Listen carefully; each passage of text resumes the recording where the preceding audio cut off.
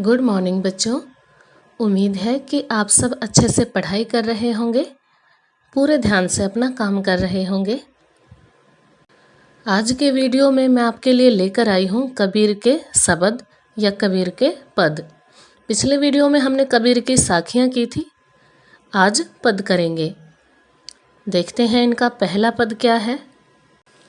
मोको कहाँ ढूंढे बंदे, मैं तो तेरे पास में। ना मैं देवल ना मैं मस्जिद, ना काबे कैलाश में। कबीर के पदों की ये जो पंक्तियां हैं, इनमें कबीर बताते हैं कि भगवान हमें क्या कहते हैं। मोको का अर्थ होता है मुझे, कहाँ ढूंढे बंदे, मैं तो तेरे पास में। भगवान हमें कहते हैं कि बंदे, हे इंसान, तू मुझे कहाँ ढूंढता फिरता है बाहर, मैं तो बिल्कुल तेरे पास हूँ। अगर ध्यान से देखे तो तेरे मन में हूँ। ना मैं देवल, देवल का अर्थ होता है देवालय अर्थात मंदिर। ना तो मैं मंदिर में हूँ और ना मैं मस्जिद में हूँ। ना काबे कैलाश में, काबा और कैलाश ये दोनों तीर्थ स्थल हैं। काबा मुस्लिमों का तीर्थ स्थल है और कैलाश हिंदुओं का। इन दोनों धर्मों के लोग यहाँ पर ईश्वर की प्राप्ति के लिए जाते हैं। लेकिन भगवान कहते हैं कि ना तो मुझे प्राप्त करने के लिए किसी तीर्थ स्थान की यात्रा करनी जरूरी है और ना ही मुझे मंदिर और मस्जिद में खोजने की ज़रूरत है। मैं तो वहाँ हूँ ही नहीं। अगर सच्ची श्रद्धा और प्रेम से अपने मन में झांक कर देखो तो मैं तो तुम्हारे पास हरदम हूँ। ना तो कोने क्रिया कर्म में, नहीं योग वैराग में। क्रियाकर्म का अर्थ यहाँ पे है पूजा पाठ करना, व्रत रखना, रोजे रखना, समाधि लगा के बैठना, छापे तिलक लगाना या टोपी पहनना, तीर्थ यात्रा वगैरह करना। मतलब भक्ति के नाम पर जो ढोंग किए जाते हैं, जो अंधविश्वास किए जाते हैं, उनको यहाँ पर क्रियाकर्म कहा है। भगवान कहते हैं कि मुझे प्राप्त करने के लिए किसी प्रकार के क्रियाकर्म या किसी प्रकार के ढोंग की आवश्यकता नहीं है। नहीं योग वैराग में, योग होती है योग साधना और वैराग का अर्थ होता है संन्यास ग्रहण करना। भगवान कहते हैं कि मुझे प्राप्त करने के लिए ना तो योग साधना की ज़रूरत है, ये बड़ी कड़ी तपस्या होती है, कड़ी साधना होती है, इसकी भी ज़रूरत नहीं है, और ना ही संन्यास लेने की ज़रूरत है। खोजी होए तो तुरत मिली हो। अगर तुम सच्चे मन से मुझे खोजते हो, अगर तुम सच्चे खोजी हो तो मैं तुम्हें तुरंत मिल जाऊंगा। पल भर की तलाश में, एक पल की तलाश में मैं तुम्हें मिल सकता हूँ तुम्हारे मन के अंदर। लेकिन उसके लिए सच्चा हृदय, सच्ची भक्ति और सच्चे प्रेम की ज़रूरत है, निश्चल भक्ति की ज़रूरत है। कहे कबीर सुनो भई साधो, सब श्वासों की सांस में। कबीर दास जी कहते हैं कि हे संतो सुनो, साधुओं सुनो, ईश्वर तो सब सांसों की सांस में समाये हुए हैं। यहाँ श्वासों की सांस का मतलब है सभी मनुष्यों की सांसों में, हर सांस सांस में भगवान का वास है। जब तक मनुष्य की सांस चलती है तब तक ईश्वर उसके अंदर समाया हुआ है। जब श्वास खत्म हो जाती है, आत्मा आज़ाद हो जाती है, तो परमात्मा भी आज़ाद हो जाते हैं। इसलिए परमात्मा तो पूरी सृष्टि के कण कण में समाये हुए हैं, हमारे मन में समाये हुए हैं। उनके लिए कहीं बाहर भटकने की ज़रूरत नहीं होती। अब हम इस पद की विशेषताएं देख लेते हैं। पहली विशेषता है कि यह पद सधुकड़ी भाषा में लिखा गया है। सधुकड़ी भाषा का अर्थ होता है साधुओं की भाषा अर्थात मिलीजुली भाषा। दूसरी विशेषता है शांत तथा भक्ति रस का प्रयोग है। कबीरदास जी ने बड़े ही शांत भाव से बात की है, भगवान की भक्ति की बात की है, इसलिए यहाँ पर दो रस हैं, शांत रस और भक्ति रस। तीसरी विशेषता है आध्यात्मिक भावना को अभिव्यक्त किया गया है। जहाँ पर आत्मा परमात्मा की बात की जाती है वहाँ पर आध्यात्मिक भावना होती है। चौथी विशेषता है अनुप्रास तथा यमक अलंकार का प्रयोग किया गया है। हमने अभी इस पद में पढ़ा दूसरी पंक्ति में था काबे कैलाश में, वहाँ क वर्ण की आवृत्ति हुई है, अर्थात क जो वर्ण है वो एक से अधिक बार लगातार आया है। ऐसे ही क्रिया कर्म में क वर्ण की आवृत्ति हुई, तो इन दोनों जगहों पर अनुप्रास अलंकार है। उसके बाद इस पद की अंतिम पंक्ति में हमने पढ़ा था श्वासों की श्वास में। यहाँ श्वास जो शब्द है वो एक से अधिक बार आया है और हर बार इसका अलग अर्थ निकला है। पहले श्वास का अर्थ है प्राणी और दूसरे श्वास का अर्थ है सांस जो प्राणी लेता है। तो दोनों शब्दों का अलग अर्थ होने के कारण यहाँ पर यमक अलंकार है। पांचवी विशेषता है ईश्वर को अपने हृदय में खोजने की बात कही गई है। ये तो हमने इस पद की व्याख्या में पढ़ा ही था। आइए अब देखते हैं कबीरदास जी का दूसरा पद।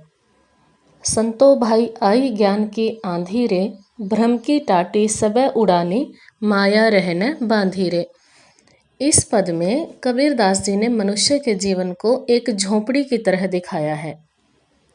जब आंधी आती है तो झोंपड़ी बिखर जाती है। इसी रूपक को लेकर यहाँ पर कबीरदास जी ने वर्णन किया है कि जब ज्ञान की आंधी आती है तो भ्रम की टाटी सबे उड़ानी। जो झोंपड़ी के चारों तरफ चारों दिशाओं में टाटी लगी होती है, टाटी होती है बांस की पतली पतली खपच्चियों से बना हुआ एक तरह का पर्दा या जिसे चिक बोलते हैं, जो साइडों में लगी होती है, वो उड़ गई है। वो भ्रम की टाटी है, भ्रम का जाल है, वो आंधी आने से उड़ गया है। माया रहने बांधी रे, और इस भ्रम की टाटी को माया ने अपनी रस्सियों से बांधा हुआ है। अब क्या है, माया की रस्सियां टूट गई हैं, उसके बंधन खुल गए हैं और वो टाटी ज्ञान की आंधी से उड़ गई है। हिति चित्त की द्वैथूनि गिरानी। हिति चित्त की, चित्त होता है हृदय, द्वै का अर्थ है दो, थूनी का अर्थ है खंबा, गिरानी गिरा दी है, और हिति का अर्थ है स्वार्थी। कबीरदास जी कहते हैं कि हिति चित्त की द्वैथूनि गिरानी, कि हमारे स्वार्थी हृदय के दो खंभे थे वो भी गिर गए हैं। वो थे स्वार्थ और लालच। स्वार्थी हृदय के ये दोनों खंभे आंधी की वजह से गिर गए हैं। मोह बलिंडा टूटा। बलिंडा होता है बल्ली या शहतीर, ये एक लकड़ी का मोटा डंडा होता है जिसकी वजह से छत टिकी होती है, वो भी ज्ञान की आंधी में गिर गया है।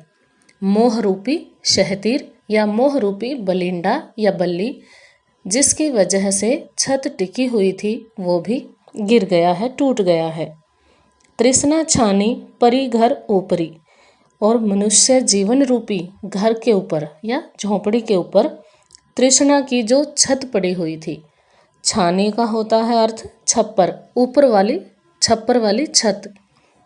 तृष्णा रूपी जो छप्पर था घर के ऊपर या झोंपड़ी के ऊपर, वो भी गिर गया है, ज्ञान की आंधी में उड़ गया है। कुबुद्धि का भांडा फूटा। कुबुद्धि का अर्थ होता है अज्ञान। ज्ञान की आंधी आने से क्या हो गया है, अज्ञान का भी भांडा फूट गया है, सब भेद खुल गया है। जोग जुगती करी संतों बांधी। उसके बाद क्या किया, संतों ने योग जुगती से या अपनी साधना से, अपने उपायों से उसको फिर से बांध दिया है। घर की छत को और दीवारों को फिर से बांध दिया है। निर्चु चुवे ने पानी। निर्चु का अर्थ होता है थोड़ा सा भी, चुवे का अर्थ होता है रिसना, और उस छत को इतनी अच्छी तरह से बांधा है कि अब उसमें जरा सा भी पानी नहीं रिसता, अर्थात अब उसमें मोह माया स्वार्थ अज्ञान आदि कोई भी बुराई प्रवेश नहीं कर सकती। आगे देखिए क्या कहते हैं, कूड़ कपट काया का निक्ष्या। काया होता है शरीर, निक्ष्या का अर्थ निकल गया। ज्ञान की आंधी आने की वजह से हमारे शरीर में कपट छल का जो कूड़ा भरा हुआ था वो निकल गया है। हरि की गति जब जानी, जब हमने उस ज्ञान से हरि को जान लिया, भगवान को जान लिया, तो हमारे शरीर के सभी बुराइयां, सभी कूड़ा कचरा निकल गया है।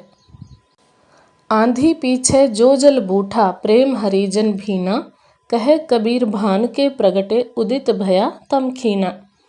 आंधी पीछे जो जल बूठा, बूठा का अर्थ होता है वर्षा।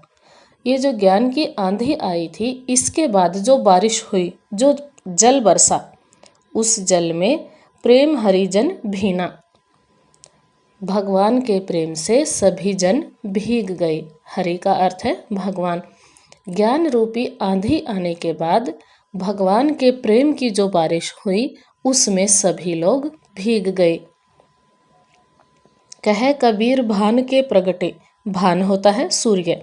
कबीर दास जी कहते हैं कि जब सूर्य प्रकट होता है, जब सूर्य निकला तो क्या हुआ, उदित भया, हर जगह प्रकाश हो गया। उदित का अर्थ यहाँ पर है प्रकाश। जब सूर्य निकला तो हर जगह प्रकाश फैल गया, ज्ञान का उजाला हो गया। भया तम खीना, तम होता है अंधकार और खीना का अर्थ होता है क्षीण या कमजोर। तम यहाँ पर अज्ञान का रूपक है और प्रकाश ज्ञान का रूपक है। जब ज्ञान रूपी सूर्य निकलता है तो हर जगह प्रकाश फैल जाता है और अज्ञान रूपी अंधेरा कमजोर पड़ जाता है। अब दूसरे पद की विशेषताएं देख लेते हैं। इस पद की भी भाषा वही सधुकड़ी भाषा है, शांत और भक्ति रस का प्रयोग है। इसमें भी आध्यात्मिक भावना को अभिव्यक्त किया गया है। चौथी विशेषता में अलंकारों में थोड़ा परिवर्तन है। इस पद में अनुप्रास और रूपक अलंकारों का प्रयोग है, जैसे ज्ञान की आंधी, भ्रम की टाटी, तृष्णा छानी, मोह बलिंडा, इन सभी बातों में रूपक अलंकार है। उसके बाद जैसे जोग जुगती, कूड़ कपट काया का, कह कबीर, इन सभी शब्दों में अनुप्रास अलंकार है। पांचवी विशेषता है, इस पद में बताया गया है कि ज्ञान की आंधी से सभी दुर्गुण दूर हो जाते हैं। और छठी विशेषता है, अज्ञान का अंधकार मिट जाता है और ज्ञान का उजाला फैल जाता है जब ज्ञान की आंधी आती है तब।